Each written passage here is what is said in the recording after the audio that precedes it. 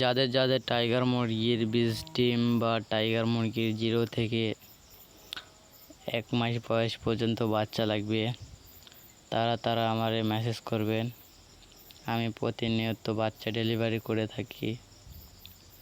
আমি আজকেও বাচ্চা ডেলিভারি করব। এক ভাই আসতেছে বাচ্চা নিতে। এইগুলো বাচ্চার বয়স 14 দিন। এগুলা ডেলিভারি করব।